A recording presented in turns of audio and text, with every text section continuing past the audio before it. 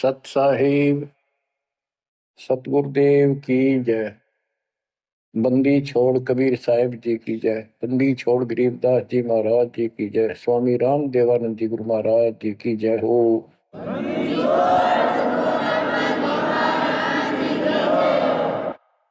सर्व संतों की जय, सर्व भक्तों की जय, धर्मी पुरुषों की जय। श्री काशी धाम की जय, श्री सुब्राणी धाम की जय, श्री क्रोथा धाम की जय, श्री बरवाड़ा धाम की जय। सत साहिब गरीब नमो नमो सत पुरुष को नमस्कार गो की नहीं।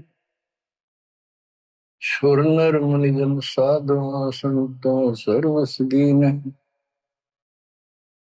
सतगुरु साहिब संत सब दंडोतम प्रणाम। आगे पीछे मत हुए तिनको जा कुर्बान।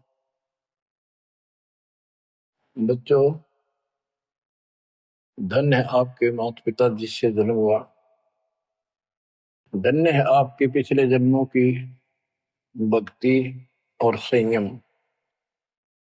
उसी के परिणाम स्वरूप आज आप परमात्मा की शरण में आए हो। लख वर्षूरा जूझ ही लख वर्षा मध्य लख वर्ती जहान में तो सतगुरु से मांगे। भावार्थ है कि आप इतने अच्छे धर्म कर्म वाले व्यक्ति रहे हो, लेकिन मोक्ष नहीं मिला। मोक्ष न मिलने का कारण परमात्मा पे अविश्वास रहा। जिस भी धर्म में जब जाति के अंदर हम जन्मे, हम उन्हीं क्रियाओं को उत्तम मानते रहे। परमात्मा के ज्ञान से प्रेरित होकर कुछ दिन भक्ति जरूर की, लेकिन एक से अनेक अधिक नहीं थे हम, फिर हम रह जाते थे। लेकिन ये परमात्मा हमारे पिता हैं कबीर साहब, हमारे सच्चे साक्षी हैं, हमारे एकमात्र हितैषी हैं इन काल के 21 ब्रह्मांड रूपी नरक में। बच्चों, कबीर साहब कहते हैं झूठे सुख को सुख है ये मान रहा मनमोद, ये सकल कभी ना काल का कुछ मुख मत क्रोध।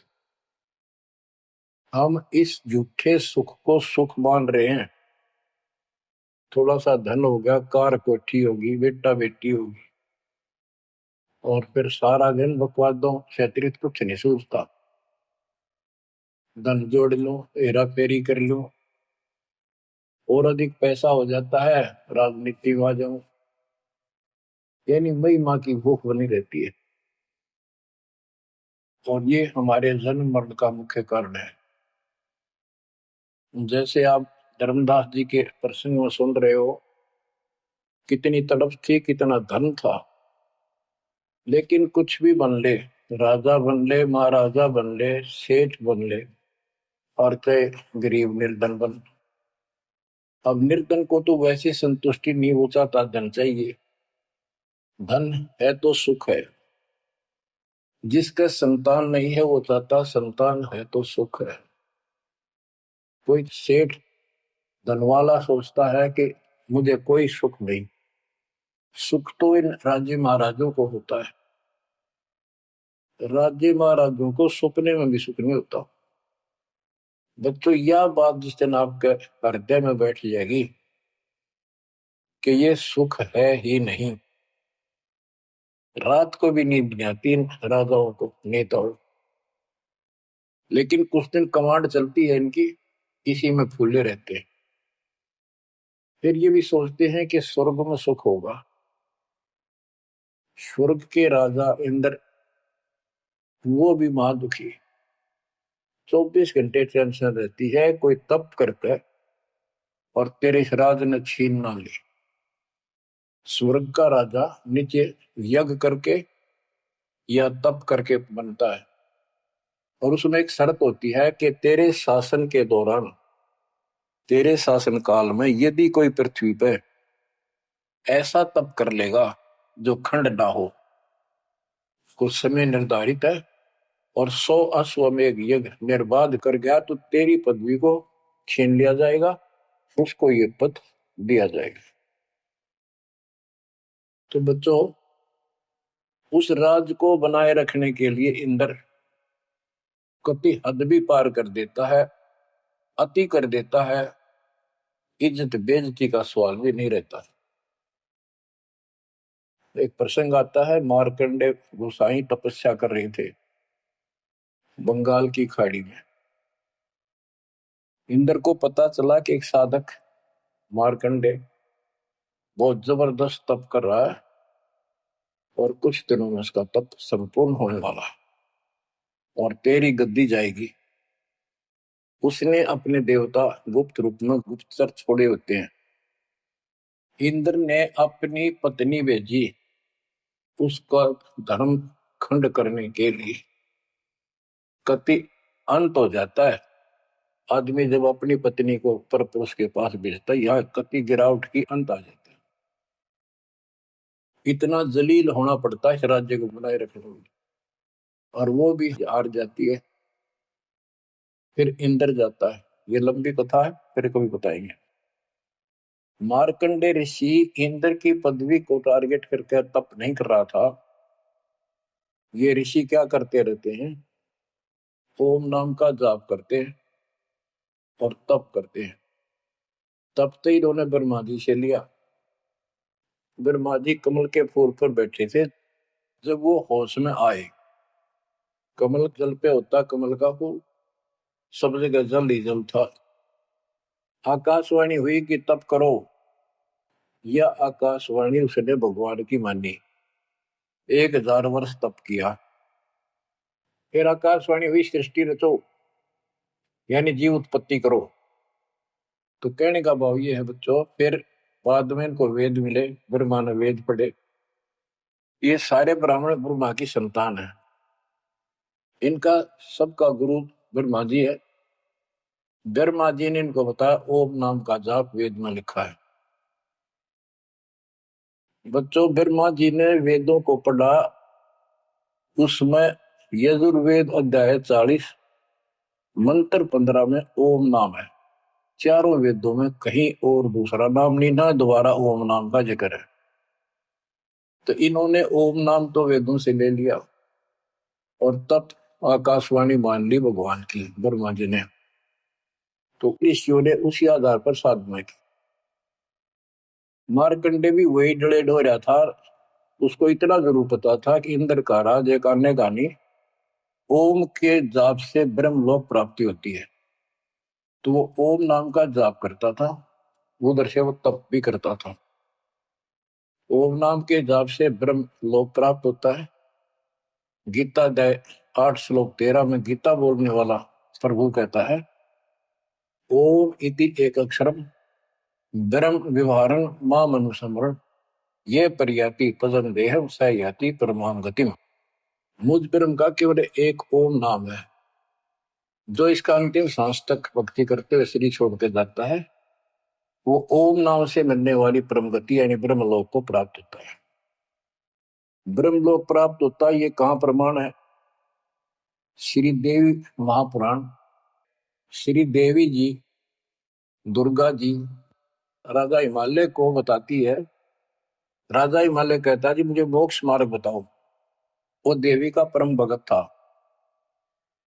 देवी ने राजा हिमालय को बताया कि ओम नाम का जाप कर, इससे ब्रह्म की प्राप्ति होगी। दिव्य आकाश रूपी ब्रह्म लोक में रहता है। इति सिद्धम, ओम नाम के जाप से ब्रह्म लोक प्राप्ति है। गीता अध्याय 8 श्लोक 16 में लिखा है कि ब्रह्म लोक में गए साधक भी पुनरावृत्ति के अंदर है, दोबारा जन्म मृत्यु में आते हैं। अब जो भी जो साधना कर रहा है उसको कति उत्तम मान के कर रहा है, ना तो करे को नहीं, इच्छा ही नहीं बना उसकी। बताओ, इनको ये नहीं बता तुम कर के रहे हो, इसका प्रतिफल क्या हो। एक कथा सुनाऊं, छोटा सा चुटकुला, सच्चाई है, चुटकुला नहीं, उदाहरण। दास के पास एक बहन अपनी दूसरी बहन को लेके आई। उसका पति शराब पिया करता और रोज पीटे, झगड़ा रखे। तो जो लेके आई थी उसका पति भी इतना नालायक था। परमात्मा ने दया करी, वो सुधर गया और तगड़ी भक्ति करने लग गया, खूब सुधर गया। चर्चा होगी गांव में। तो वो बहन बोली जी मैं तो अपनी बहन को देख के आई हूँ, इसके तो सारे सुख हो गए। मैं बेटी आपके भी होंगे, आपको ये हमारी मर्यादा का पालन करना पड़ेगा। वह बोली जी मैं ये व्रत ना छोड़ दूं, 16 शुक्रवार के व्रत करती हूँ। 16 शुक्रवार के व्रत करने हैं, वो तो 5-6 हुए हैं मेरे। मैं बोला हमारा नाम लेना बेटी वो सब त्यागने पड़ेंगे। ये व्रत रखती किस उद्देश्य से है, कि लाभ होगा आपको। फिर तो वो बहन बोली जी बताई थी किसी ने, अब तेरा पति शराब छोड़ देगा। मैं बोला पहले 16 शुक्रवार व्रत के प्रतिफल बताऊं के उसे, इसका लाभ क्या है। ये आन उपासना ये डले ढोने वाले क्या बताते हैं कि एक बहन का पति परदेश में गया था और वो 2-3-4 साल तक आया नहीं। उसने किसी ज्योतिषियों से दिखाया, पत्रे हाथ दिखाए, किसी ने बता दिया कि तेरा पति तुझे भूल चुका है, तेरी याद नहीं रही। माता संतोषी के व्रत रख 16, तेरा पति वापस आ जाएगा। उसने व्रत रखने शुरू किए शुक्रवार के 16वें दिन, 16वें व्रत वाले दिन वापस आ गया। ये है इसका फल। और मैं बोला तेरा पति रोज आवे रोज कूटे, गड्ढेगी तू इस बता के फूकेगी इन बर्ता, बुद्धि कान रखेगी तुम्हारी। तंती रखना नहीं चाहिए, 2-4 दिन ना हो तो बढ़िया, पिटाई देना हुआ। कहने का भाव यह बच्चों, इन गुरुआ गांव बिगाड़े संतो गुरुआ गांव बिगाड़े, ऐसे कर्म जीव का लागिए कीव जड़े नहीं जाड़े। तो मार्कंडे ऋषि इंद्र से कहता है, इंद्र तू इंद्र की पदवी छोड़ दे, अगले जन्म में गधा बनेगा। इंद्र कहता जी फेर की फेर देखी जाएगी, तो मौज करने दो। बता हमारी बुद्धि यहाँ तक सेट हो चुकी है, फेर के देखी जाएगी, गधा बने पाछा तो कुमार देखेगा, कड़म मारेगा लठ, 2.5 मिनट का धरेगा समान कमर पे। मार्कंडे ऋषि उसको कहता तू मेरे वाली साधना कर ले, तुझे ब्रह्म लोक पहुंचा दूंगा। बच्चों वो कहते हैं ना, बेड की लात गुडने तले तले, ये कहीं जा लो, इनका ये इतना ज्ञान है, इतनी इनकी अंतिम भक्ति है। अब प्रसंग चल रहा है धर्मदास जी का। ये जड़े धर्मदास जी ने खूब डो लिए थे, और जब आंख खुली, ओए होए होए, अब परमात्मा उनको छोड़कर चले गए। दोनों पति पत्नी देखते ही रह गए, आंखों में आंसू टपक रहे थे। ओझल हो गए भगवान जब गली से अंदर आए, रागा खूब रोए अंदर बैठ के। ताकि पता नहीं आऊंगे कि ना आऊंगे ना, ये गांव नाम बताते, ये भी कमाल हो गया। परमात्मा कराते आए तो धर्मदास जी ने बोले खुशी मनाई, शरण पकड़ के बहुत कुछ प्रश्न उत्तर किए। आखिर में कहने लगे धर्मदास जी, हे प्रभु अवगत कला तुम्हारी, हम है कीट जीव वे बिचारी, सत्यलोक तुम वर्ण सुनावा, शोभा पुरुष अनसन सत भावा। हे परमात्मा आपने सत्यलोक बताया, आपने परमात्मा की शोभा बताई, रहने वाले हंसों का भी बड़ा गजब का सुख बताया। कैसे न देश राज व आही, चित इच्छा प्रभु देख ताई।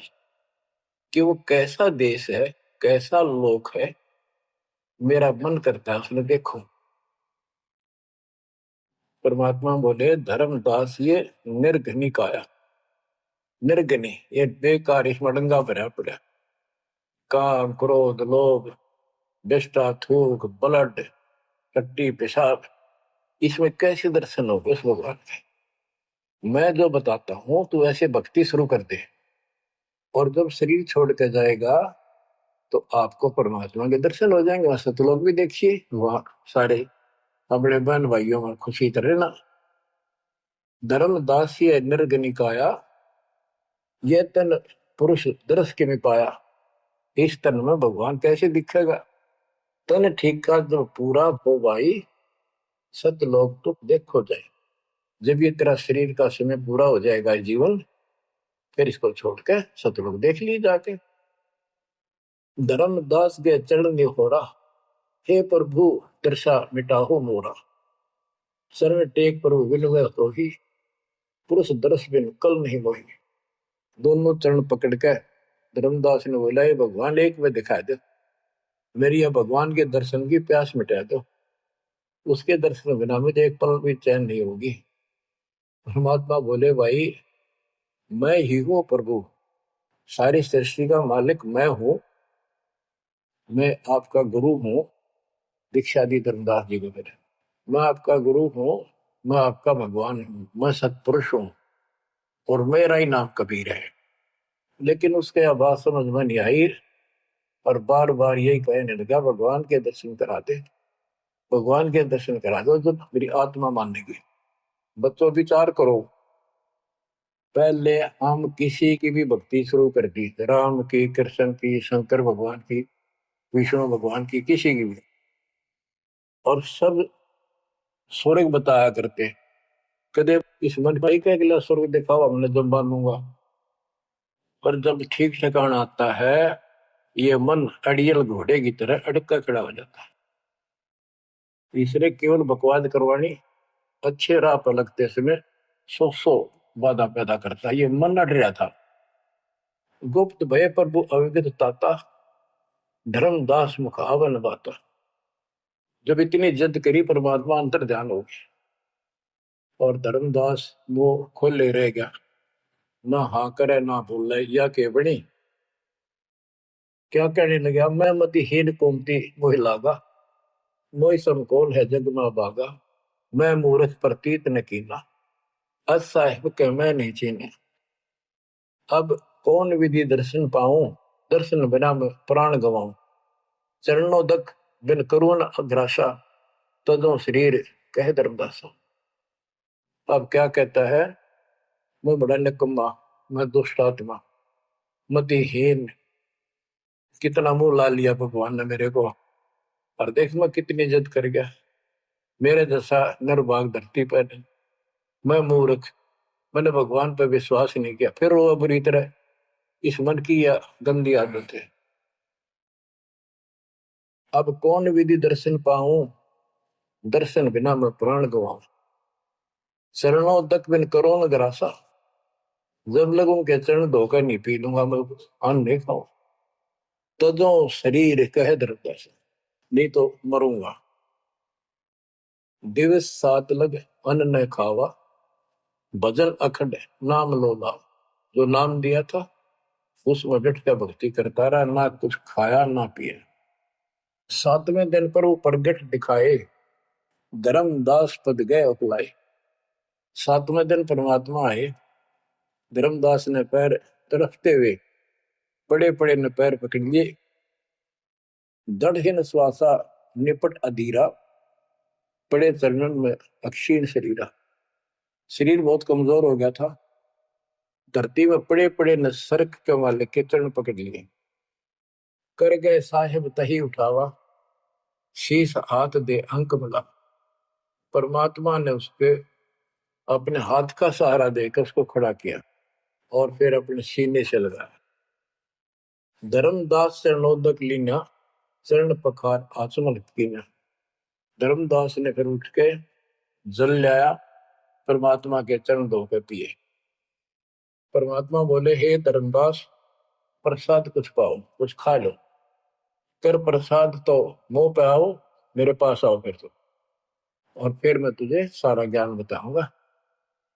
तो धर्मदास ने जल्दी जल्दी कुछ खाया। उसका ये टेंशन थी कि चले ना जा। थोड़ा बहुत खाया, पानी पी के पटदे से आगे बैठ गया। धर्मदास का शरनाई, सुन प्रभु अगर अपार, 7 दिवस कहाँ रहे, कौन देश पगडार। तो परमात्मा से पूछने लगा है, भगवान आप कहाँ रहे, कैसे कैसे रहे, कहाँ गए। फिर उसी बात पर आकर गया, हे प्रभु चिंता गढ़ करो मोरा, पुरुष दर्श देव करुण हो रहा। मैं हाथ जोड़ू, आपके निहोरे निकालूं, मुझे भगवान के दर्शन दिखा दे। परमात्मा कहते हैं, धर्मदास ये हट का कर हो, मानो शब्द शीश पर धर हो। मैं तो कहूँ वो मान ले तू, हमरे गहे पुरुष पे जय है, बिना गहे वो हजार न पे।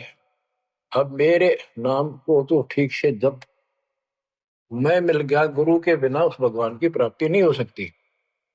हमसो पुरुष ऐसा आही, जल तरंग जल अंतर नाही। कि भगवान मेरे में इतना अंतर समझ ले, इतना भी अंतर नहीं है। जैसे समुद्र से लहरें उठती है, लहर और जल अलग नहीं होता। बच्चों, धर्मदास जी को खूब समझाने की चेष्टा की कि हमरी सूरत गहो चितलाई, तभी पुरुष पथ दर्शन पाई। मेरे को भगवान रूप समझो, तब मालिक की प्राप्ति होगी। से हृदय प्रतीत अस आने, गुरु और पुरुष भिन्न नहीं जाने।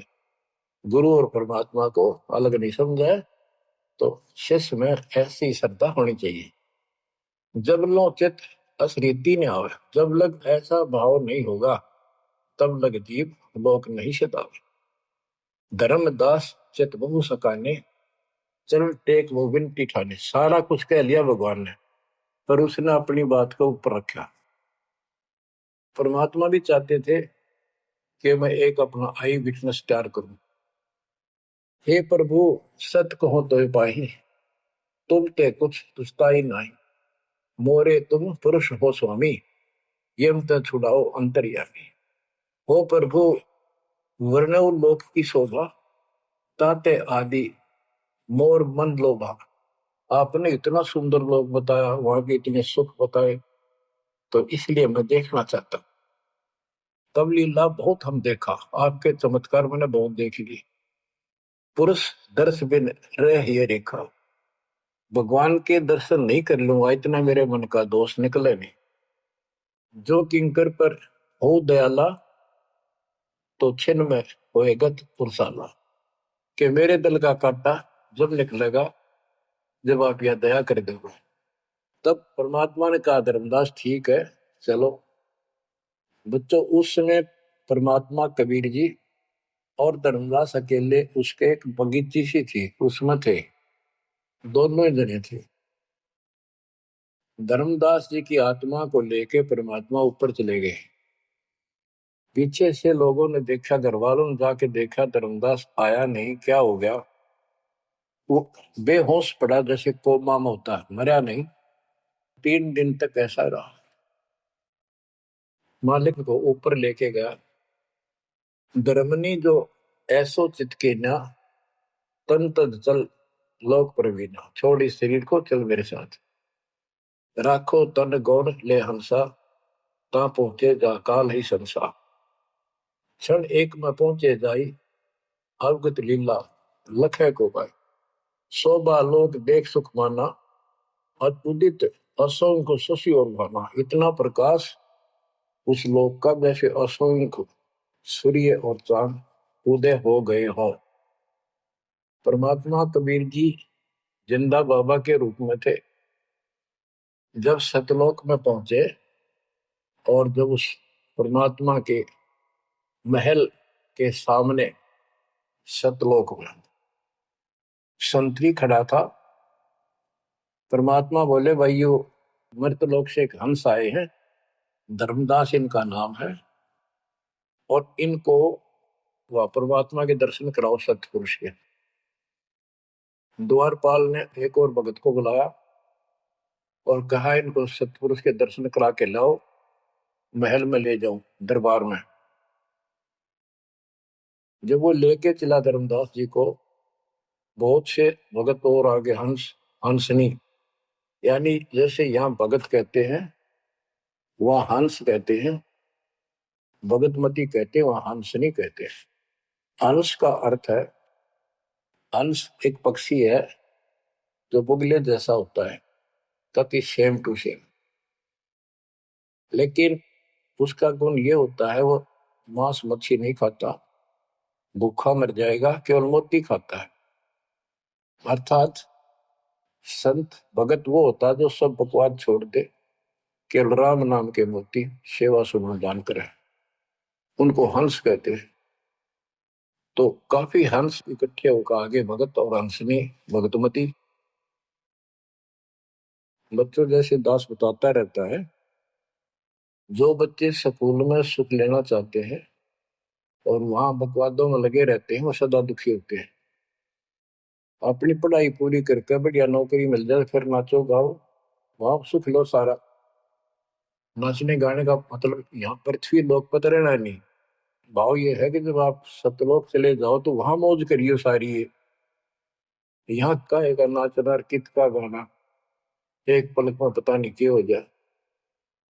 तो जैसे सतलोक में दूसरे धर्म वाले कई कहते हैं तो सतलोक की महिमा बताते हैं कि सतलोक में प्रकाश ही प्रकाश है, वहां और कुछ है ही नहीं। वो आत्मा उसमें ऐसे मिल जाती है जैसे बूंद समुद्र में।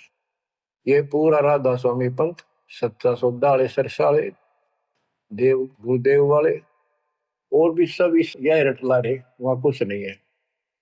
और आंखों देखा धर्मदास क्या बताता है, वाणी पढ़ता हूँ, ये वैसे लिखी हुई है पुराने समय की, शुद्ध नहीं है इतनी, लेकिन अर्थ गजब का है इसका। कहते हैं जित देखा जगमग झलका ही, देखत हर्षित भय ही है भाई। धर्मदास ने जहां देखा इतनी सुंदरता प्रकाश में गजब का नूर चमक, देख देख खुश हो रहा है। द्वारपाल हंस जो रहिया, ताम एक हंस से कहिया, ए हंस तुम जाओ लिवाई, पुरुष दर्श दे आनो भाई। इसको धर्मदास को ले जाओ, परमात्मा के दर्शन करा के वापस यहीं ले आना। चले लिवाए पुरुष पे जहां, अचानक हंस वो आए तब ही। वहां बहुत से अचानक और हंस आगे वक्त, करत कोलाहल मंगल चारा, शोभा अद्भुत अंग अपारा। ओहो, उनके जो वहां पर भगत आए और भगतनी आई, इतने गजब के सुंदर शरीर देखते ही बने। उनके गले में रत्नों की माला और जगमग दे, बहुत गजब का, बहुत सुंदर कपड़े पहन रखे, अमर चीर शोभा धर्माए। अनसन भाल शोभा के वर्णों, धर्मदास कहता है कि उन हंसों के माथे की शोभा क्या बताऊं, बहुत गजब की। रवि करता रोम षोडश चंद्र भाल छिवि लहू, यानी 16 चंद्रमा का प्रकाश हो उनके माथे की, इतनी चमक थी, इतना नूर था। हंस कांति प्रतिरोम प्रकाशा, हीरा मणि उदित रोमासा। उनके शरीर की इतनी गजब की शोभा थी, प्रत्येक की रोम रोम की जैसे हीरा मोती चमक रहे हो। उनके शरीर का प्रकाश षोडश रवि, अनसन छवि मोहा, देह प्राण शुभ अमृत शोभा। उनके शरीर की शोभा 16 सूर्यों के प्रकाश जितनी थी। अब वहां भगवान के दरबार में पहुंच जाते हैं वो लेकर के, सिंहासन से भी देखत मनमोहा। ओहो, सुरती हंस अग्रानी अगाने, सत्य पुरुष सकल देखत अरसाने। वहां लेकर गए नाचते गाते हुए, जब उसने भगवान को देखा, धर्मदास जी ने, तरह गजब का प्रकाश, एक रोम शरीर के बाल की चमक, करोड़ सूर्य करोड़ चांद मिला दे। एक रोम रवि शशि कोटि सा, एक रोम की शोभा करोड़ सूर्य और चंद्रमा जैसी। पुरुष प्रकाश सतलोक अंजोरा, ताने पहुंचे निरंजन चोरा। कि उस सतलोक का इतना सुंदर प्रकाश है, वहां ऐसी व्यवस्था है कि वहां ये काल निरंजन, ये चोर नहीं जा सकता, यानी इसका वहां भय नहीं है। अब सुनो, 4-5 पंक्तियों में कमाल कर दिया। पुरुष कबीर देखा एक भाई, धर्मदास पुन रहे लज्जाई।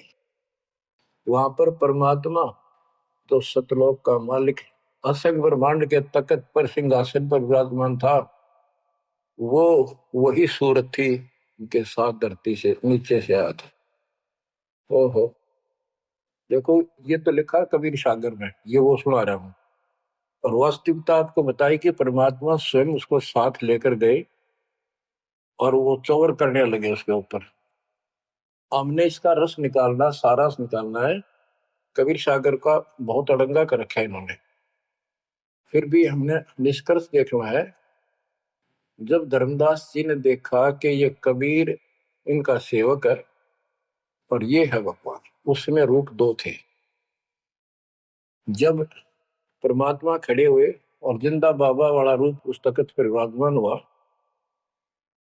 बच्चों जिसको धर्मदास भगवान मान रहा था वो खड़े हुए सतपुरुष और परमात्मा जिंदा बाबा वाले वेश सिंहासन पर विराजमान थे, और वो चवर लेकर खुद परमात्मा उस कबीर जिंदा बाबा पर करने लगे।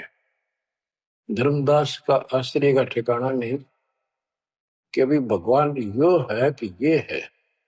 इतने में वो जिंदा बाबा में समा गए जिसको वो सतपुरुष दिखाई दे रहे थे, और वो शोभा जो कि तू जिंदा बाबा वाले शरीर की होगी। अब कहते पुरुष कबीर देखा एक भाई, धर्मदास बहुत ही लज्जाई, वह मुझे प्रतीत नहीं आई, हे परमात्मा कैसी कुमुख हिम्मत छाई। धर्मदास कहता हुआ मुझे विश्वास नहीं हुआ, ये महाराज कह रहे थे भगवान मैं परमात्मा हूँ, मैं सारी सृष्टि का रचने वाला हूँ, मेरा नाम कबीर है, असंग ब्रह्मांड का स्वामी हूँ। अब धर्मदास जी कहते हैं भगवान कबीर पुरुष एक यहाँ छिपाए, सत्य पुरुष जगदास का है, धाये चरण गो अति सकुचाई, हे प्रभु हम परिचय तब पाई।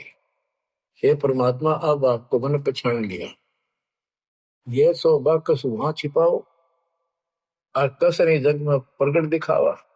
आपने ये शोभा वहां क्यों छुपा रखी है, वहां क्यों नहीं दिखाते, इसलिए लाखों ये अपनी असलियत को, आपके वास्तविक शरीर की शोभा को। परमात्मा बोले धर्मनी जो वही छवि जग जाऊं तो ही विकल्प निरंजन राव, यदि मैं इस शोभा युक्त नीचे जाऊं तो काल निरंजन पागल हो जाए। और मैंने उसको वचन दे रखा है कि मैं अपना ज्ञान समझा के जीव को लाऊंगा। और वैसे बच्चों परमात्मा आज हमने ले जा, हम टिक नहीं सकते वहां पर, भूल जाओ इन बातों में, ये तो कहने की बातें हैं।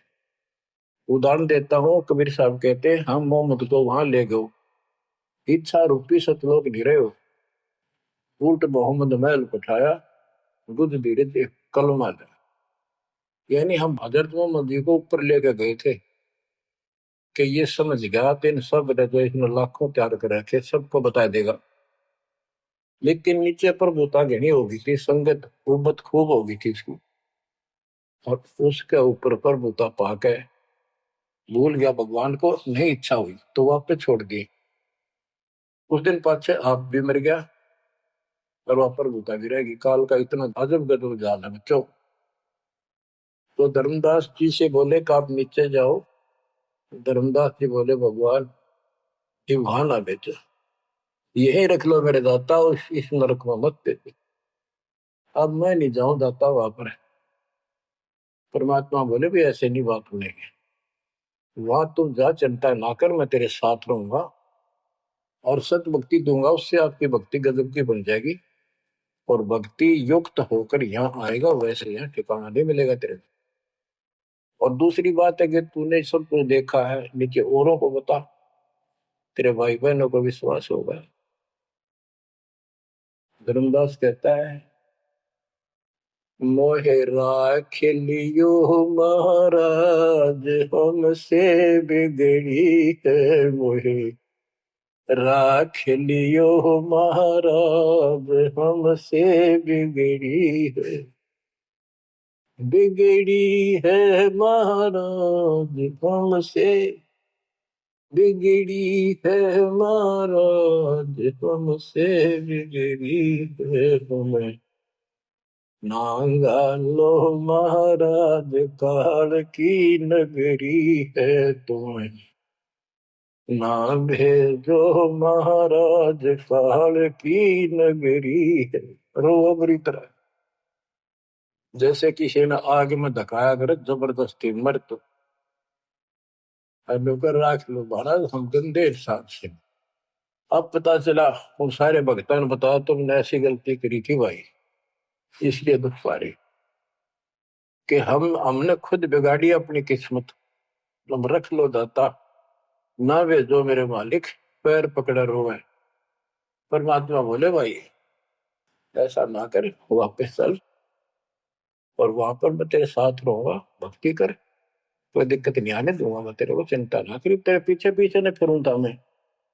और ये सारे ठाठ मैंने दे रखे थे तेरे को वहां पर, निकाल तो तेरा कचू मन निकाल दे 1 मिनट में। धर्मदास को फिर हौसला हुआ और तीसरे दिन शरीर में वापस आया। आसपास सारे रिश्तेदार भी आ गए 3 दिन में।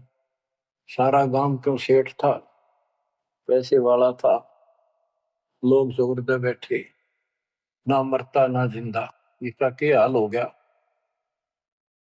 परमात्मा ने बताया मैं काशी में हूं, एक दुल्हे का काम करता हूं, मेरा नाम कबीर है, मेरा गुरु रामानंद जी है, स्वामी रामानंद, जो वहां के प्रसिद्ध संत हुआ करते थे। धर्मदास जी सचेत हुए, उठे तो देखा चारों तरफ हाहाकार मच रहा, वो जिंदा हो गए तो एकदम खुशी की लहर आ गई। आमने भी रोए, तो वो कहने लगा क्या हो गया तुमको।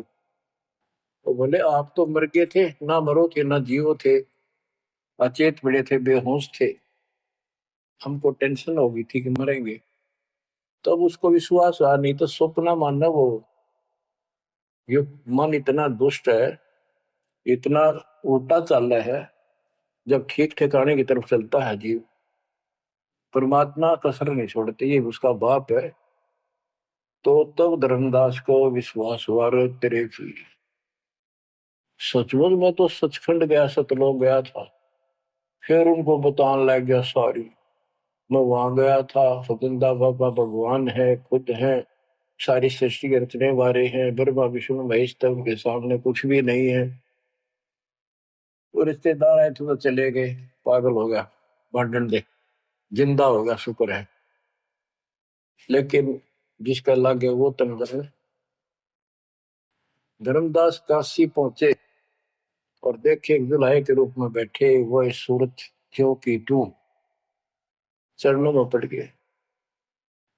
आसपास के कॉलोनी के लोग आगे बुलाए, बताओ पूछे कौन है, ये सेठ है, ऐसे ऐसे कांधोगढ़ का प्रसिद्ध सेठ है। और सब नौके देख किसी पागल हो रहे लोग इस नीरू के पुत्र को भगवान मानते हैं।